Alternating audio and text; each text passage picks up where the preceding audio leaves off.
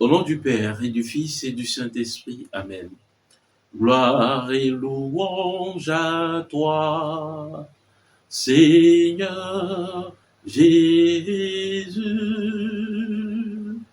Gloire et louange à toi, Seigneur Jésus. Évangile de Jésus-Christ selon saint Matthieu. En ce temps-là, Jésus disait à ses disciples, « Demandez, on vous donnera. Cherchez, vous trouverez. Frappez, on vous ouvrira. En effet, quiconque demande reçoit. Qui cherche trouve. À qui frappe, on ouvrira. Ou encore, lequel d'entre vous donnera une pierre à son fils quand il lui demande du pain? Ou bien lui donnera un serpent quand il lui demande un poisson? Si donc vous qui êtes mauvais, vous savez donner de bonnes choses à vos enfants, combien plus votre Père qui est aux cieux donnera-t-il de bonnes choses à ceux qui les lui demandent? Donc, tout ce que vous voudriez que les autres fassent pour vous, faites-le pour eux vous aussi. Voilà ce que disent la loi et les prophètes. Acclamons la parole de Dieu. Louange à toi, Seigneur Jésus. Bien-aimés de Dieu, paix et joie à vous. Pour nous aujourd'hui, il s'agit de demander de bonnes choses au Seigneur. Et il s'agit en retour de recevoir de bonnes choses de la part du Seigneur. Dieu est tellement bon. Et dans sa bonté, dans sa prodigalité, il accorde toujours de bonnes choses à ses enfants. Et Saint Luc, dans ce même évangile, nous dit que cette bonne chose que nous devons demander au Seigneur, c'est l'Esprit Saint. Dieu qui est tellement bon, il ne peut refuser son esprit à qui le lui demande. Alors, chers frères, chères sœurs, ce temps de carême est un temps pour nous de vivre sous la coupole du Saint-Esprit, car c'est ce Saint-Esprit qui a conduit Jésus au désert.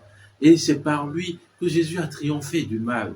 Oui, bien-aimés de Dieu, peu de fois nous avons recours à cet Esprit Saint. Or, c'est lui la force de Dieu, la puissance de Dieu. Le terme grec même employé nous dit dunamis, c'est-à-dire la puissance, comme une dynamo apporte la lumière à un engin. Oui, chers frères et sœurs, le Saint-Esprit apporte par sa puissance la lumière à notre être. Voilà à quoi demander durant ce temps de carême, que nous puissions être animés du Saint-Esprit en tout temps, en tout lieu. Quoi que nous fassions, quoi que nous disons, que nous puissions être animés du Saint-Esprit, être remplis du Saint-Esprit. Eh bien, chers frères et sœurs, en dehors de toutes ces demandes humaines que nous adressons au Seigneur, demandons l'essentiel, l'Esprit Saint, et il nous sera accordé. Ah oui, bien-aimés, nous devons demander l'Esprit Saint. Et lorsqu'il vient en nous pour prier, il sonde les cœurs et les reins, et il fait connaître nos demandes au Seigneur. C'est tout. Alors, choisissons l'essentiel. Priez, priez, priez l'Esprit Saint. Demandez l'Esprit Saint.